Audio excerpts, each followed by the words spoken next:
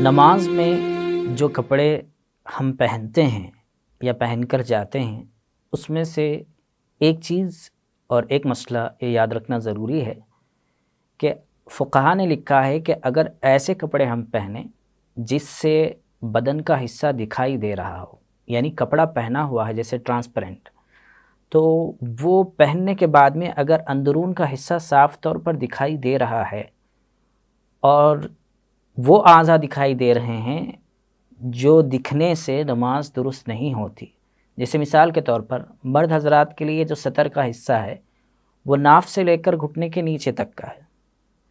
ایسی صورت میں اگر ہم ایسا کوئی کپڑا اس جگہ پر پہنتے ہیں یا ایسا کوئی پینٹ پہنتے ہیں جس سے ران کا کچھ حصہ دکھائی دے رہا ہے، 1/4 سے زیادہ، تو اب ایسی صورت میں پہننے والے کو تو یہ سمجھ میں آ رہا ہے کہ میں نے کپڑا پہنا ہے، لیکن کپڑے سے جو مقصود ہے جسم کا حصہ ڈھنکنا یا ڈھانکنا، وہ وہاں پر حاصل نہیں ہو رہا ہے۔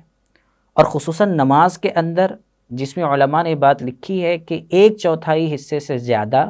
اگر 3 مرتبہ سبحان ربی العظیم یا سبحان ربی الاعلیٰ کہنے کے بقدر وہ حصہ کھلا رہتا ہے تو اس سے نماز درست نہیں ہوگی۔ تو اس لیے ہمیں ان باتوں کا خیال رکھنا چاہیے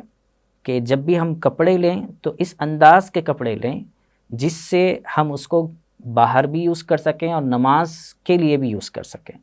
جیسے بہت سارے احباب ہیں آفس کالجز وغیرہ میں رہتے ہیں، تو کیجول وہ جو ڈریس پہنتے ہیں آفس کے لیے یا اسکول کے لیے یا کالج کے لیے، اسی وقت میں نماز کا وقت ہو جاتا ہے تو وہ اسکول سے یا آفس سے یا کالج سے نماز کے لیے جاتے ہیں۔ اب نماز ہم جب پڑھنے کے لیے جا رہے ہیں تو ایسا لباس ہونا چاہیے جو بدن کے حصے کو ڈھانکے، ایسا لباس نہیں ہونا چاہیے جس سے سطر یعنی جو حصہ ڈھانکنا بہت زیادہ ضروری قرار دیا گیا ہے اس میں سے کوئی حصہ دکھائی دینے لگے۔ اس لیے کپڑے لیتے وقت میں بھی اس بات کا خیال رکھنا چاہیے، اور نماز کے لیے جا رہے ہیں تو اس بات کا مزید خیال رکھنا چاہیے، اور جن چیزوں کے بارے میں علماء نے جو باتیں لکھی ہیں اس کو ذہن میں رکھتے ہوئے، مسائل کو معلوم کرتے ہوئے اس پر عمل کرنے کی کوشش کرنی چاہیے۔ تو لہٰذا ایسا کپڑا جس سے بدن کا حصہ دکھائی دیتا ہو 1/4 حصے سے زیادہ، وہ حصہ جس کو ڈھانکنا ضروری ہے، تو ایسی صورت میں نماز درست نہیں ہوگی۔ ہم یہ مسئلہ دیکھ سکتے ہیں فتاوی ہندیہ والیوم نمبر 1 پیج نمبر 58 پر بھی۔